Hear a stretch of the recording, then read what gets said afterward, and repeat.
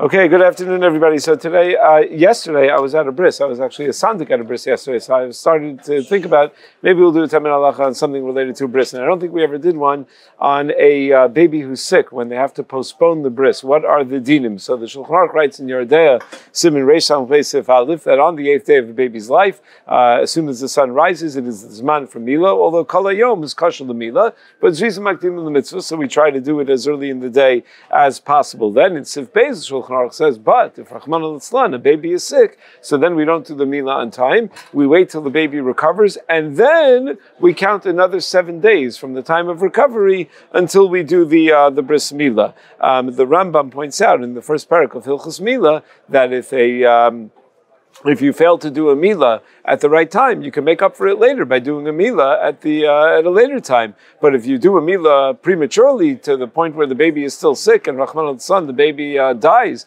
from the Bris Milah, you will then never be able to undo that. That's something so we have to err on the side of caution in the other direction. Now, the qualification that the Shulchan Aruch makes, though, is that only if it's a choli kol haguf. But if the baby is just somewhat ill and not really not an illness that impacts the entire body of the baby, then we just wait till the baby gets over that illness, and then we do the Milah right away. So a lot of times you hear if the baby is jaundiced, a little bit yellow, and then as soon as they clear the bilirubin count is good enough, they go ahead and they do the Bris Milah. Yet other times you hear of a baby that's ill, and they wait till the baby gets out of the hospital, and then they wait another 7 days, another week, till the baby receives his Bris Milah. Rabbi Pesach Kron told me that he has a psak from Rav Zelig Epstein, Zichrono Livracha, that Rav Zelig told him that when a baby is being treated, let's say for an infection, so the last day of the treatment is not when you start counting the 7 days, that it's 24 hours after the last day of the treatment, because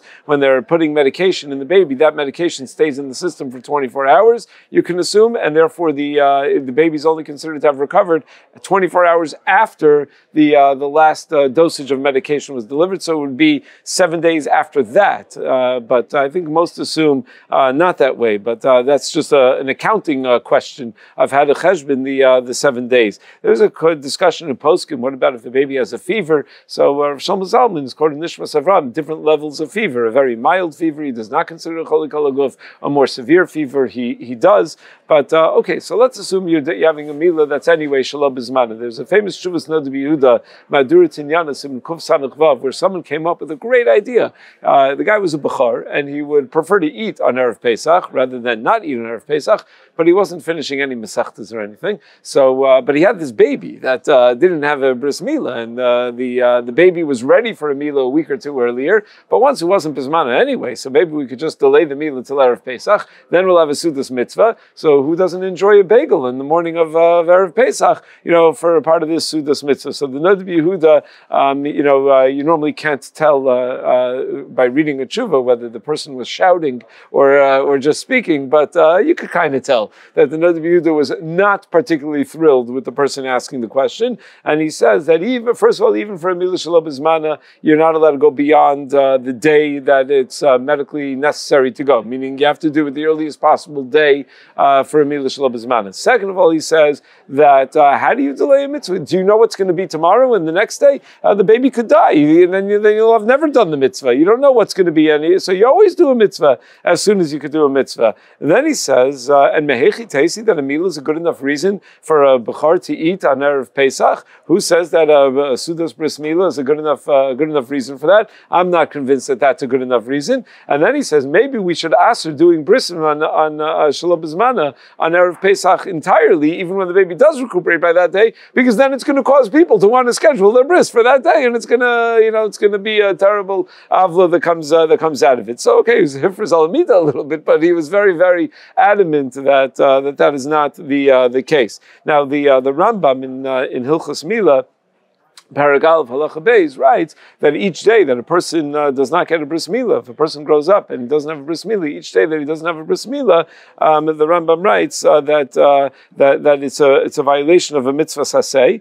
but the Yisur Kares is only if he dies without a Bris Milah, whereas the Ravid on the spot disagrees, and he says that the Yisur Kares is for every day that a person fails to get a Bris Milah. So when it's time, it's time. A person is supposed to do it. So there's an interesting shaila in Poskim. What happens if you have two babies to give a Milah to. One of them is Milah Bismana and one is a Milah Shalo Bismana. So which one should come first? So the Dvar Avram writes in Chelik Aleph Siman Lamed Gimel that the Milah Shalo Bismana should come first. Why? He says because the Milah Bismana, the whole day is the Zman for that Milah. So you could do it earlier in Zrizim Akdimin or do it later. But a Milah Shalo Bismana, every minute that you delay is a further bittul mitzvah. So you can't delay. Even every moment is a bittul mitzvah. The Rambam sounds this way in Perek Reb Elazar de Milah in the Parish of Mishnayos, where he seems to say that once you're past the 8th day, every moment is a bittul mitzvah. So that is the chiddush of the Dvar Avram. Pischei Tshuva quotes Tshuvas Yad Eliyahu in Siman Reish Samachei Sivkat Tes.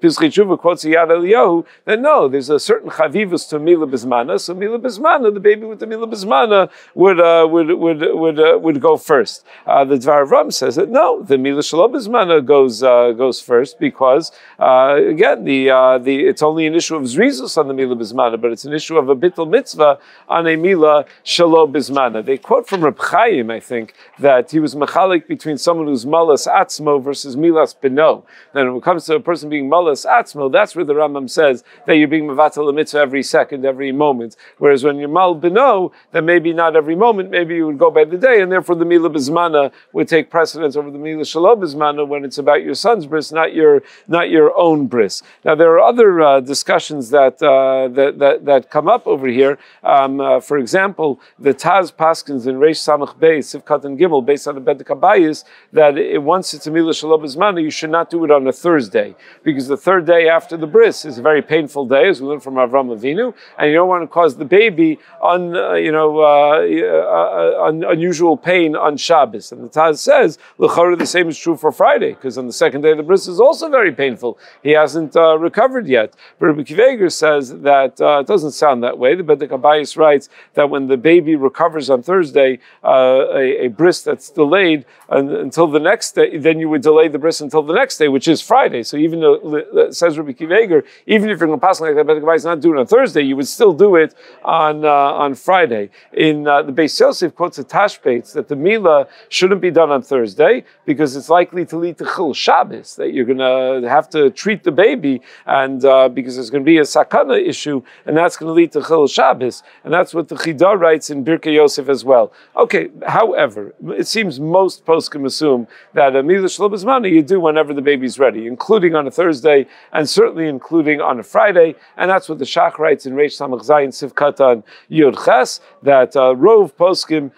say this way, and that's also the sheet of the Magen Avraham in Hilchos Shabbos and Siman Shin Lamed Aleph Sivkatan Tes, that he says, how often does it happen that you have to do Chil Shabbos because of a bris milah? It's not so often. It's not something that we have to be choshesh for, and that's how the Mishnah Berurah paskins in Shin Lamed Aleph Sivkatan Lamed Gimel, and that seems to be the clear minhag Bisman Hazeh. There is a further machlokas whether a Milah Shelo Bismana could be done on Yom Tov Sheni. Are we able to do Milah Shelo Bismana on Yom Tov Sheni? So the Shulchan Aruch is machmir, but the Shach allows the bris to be done on Yom Tov Sheni. And the Yehuda writes in Aryeh Chaim Siman Nun that that our practice is not to do Milah even Shelo Bismana on Yom Tov Sheni. Obviously Milah Bismana we do on Yom Tov Sheni, even on Shabbos we do Milah Bismana, but a Milah Shelo Bismana our practice is not to do on Yom Tov Sheni. I once had an interesting shaila, and I'll leave you with this. I do have to run, but I once had an interesting shaila. Someone who was a ben chutz laaretz